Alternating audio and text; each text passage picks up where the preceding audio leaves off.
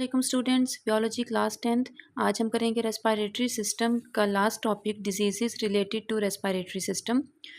Respiration में हमें कौन सी डिजीज़ का सामना करना पड़ता है या कौन सी डिजीज़ हमें हो सकती हैं, उनमें नंबर 1 है ब्रोंकाइटिस। ब्रोंकाइटिस कहते हैं कि जो ट्रैकिया, ब्रोंकाई या ब्रोंक्यूल्स या जितनी भी हमारे एयर पैसेज वे की ट्यूब्स हैं उसके अंदर इन्फ्लेमेशन हो जाए, सोजिश हो जाए, तो उस बीमारी को ब्रोंकाइटिस कहते हैं। इसमें म्यूकस बहुत एक्सेसिव अमाउंट में रिलीज़ होता है और इसके सिम्पटम्स ये हैं, इसकी निशानी ये है कि इसमें खांसी हो जाती है और सांस लेने में तकलीफ़ होती है। ये बीमारी ब्रोंकाइटिस कुछ दिनों के लिए भी हो सकती है और काफ़ी लंबे अरसे के लिए भी हो सकती है। डॉक्टर्स इसमें एंटीबायोटिक सजेस्ट करते हैं, स्मोकिंग से अवॉइड करने का कहते हैं, रेस्ट करने का कहते हैं और ज़्यादा से ज़्यादा हमें इस दौरान पानी पीना चाहिए। नेक्स्ट है एम्फाइजिमा। एम्फाइजिमा एक बहुत सीरियस और डेंजरस डिजीज़ है। इसमें एल्वियोलाई की वॉल्स टूट-फूट का शिकार हो जाती हैं। एल्वियोलाई की वॉल्स थिन होती हैं, जो कि इस बीमारी के दौरान टूट जाती हैं और इसमें फिर इंसान को सांस लेने में मुश्किल होती है। जो सरफेस एरिया होता है लंग्स का, वो कम हो जाता है। लंग्स भी उस तरह से एक्सपैंड और कॉन्ट्रैक्ट नहीं होते जिस तरह एक हेल्दी नॉर्मल इंसान के होते हैं। और जब सरफेस एरिया कम हो जाता है एल्वियोलाई का और उसकी वॉल्स भी टूट-फूट जाती हैं, तो गैसियस एक्सचेंज यानी कि कार्बन डाइऑक्साइड और ऑक्सीजन की एक्सचेंज में प्रॉब्लम होता है।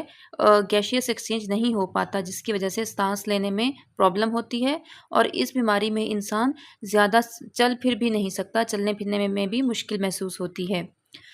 वैसे तो एम्फाइजिमा का कोई इलाज नहीं है, कोई क्योर नहीं है। कहा जाता है कि डस्ट से, पोल्यूशन वाले एरिया से दूर रहें, साफ़-सुथरी आबो-हवा के इलाके में रहें और इसमें मेडिसिन्स भी डॉक्टर्स यूज़ करवाते हैं, लेकिन इसका कोई परमानेंट इलाज नहीं है।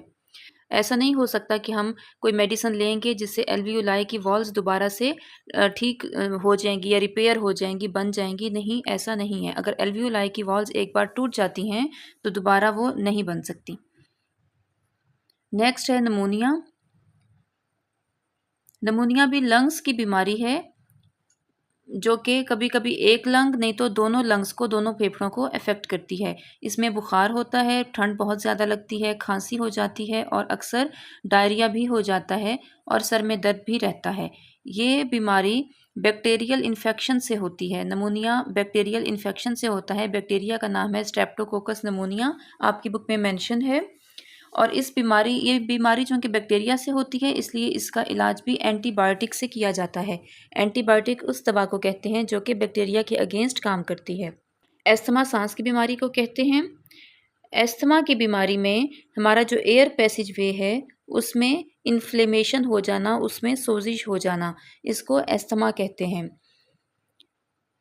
और इस बीमारी के दौरान हमारे जो एयर का जो पैसेज है, फेरिंक्स है, ट्रैकिया है, उसमें स्वेलिंग हो जाती है और एक्सेसिव अमाउंट में म्यूकस सिक्रीट होता है। ये बीमारी एलर्जी की वजह से भी हो सकती है। कुछ लोगों को फूलों से एलर्जी होती है, डस्ट से एलर्जी होती है, फूड से एलर्जी होती है, मिल्क से एलर्जी होती है और इस तरह स्मोकिंग से एलर्जी होती है। तो इस तरह ये बीमारी एलर्जिक रिएक्शन की वजह से होती है और इसमें इन्हेलर यूज़ कराए जाते हैं। डॉक्टर सजेस्ट करते हैं कि इन्हेलर अपने पास रखें। अगर अस्थमा की बीमारी इनिशियल स्टेज पर है तो इसमें इन्हेलर यूज़ किए जा सकते हैं। अस्थमा में सांस लेने में प्रॉब्लम होती है और सांस के दौरान विस्लिंग साउंड, सीटी की आवाज़ प्रोड्यूस होती है। और अगर अस्थमा की बीमारी ज़्यादा सुअर है और लंबी बीमारी है, तो फिर इसका कोई इलाज नहीं है। अभी तक अस्थमा की बीमारी का कोई परमानेंट इलाज नहीं आया।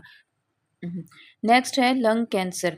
कैंसर कहते हैं कि जब सेल्स अननेसेसरी तौर पे रिप्रोड्यूस हो जाएं और एक जगह मैस बना लें। इस अनस्पेशलाइज्ड मैस ऑफ सेल को ट्यूमर का नाम दिया जाता है।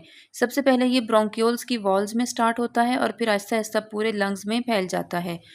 लंग कैंसर स्मोकिंग की वजह से होता है और एयर पोल्यूशन की वजह से होता है।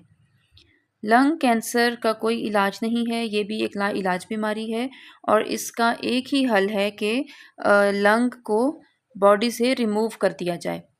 स्टूडेंट्स, हमारा रेस्पिरेटरी सिस्टम चैप्टर नंबर 3 आज कंप्लीट हो गया है। इसकी सॉल्व्ड एक्सरसाइज इंशाल्लाह आपको नेक्स्ट वीडियो में मिल जाएगी। मेरे साथ रहिएगा। Thank you. अल्लाह हाफिज़।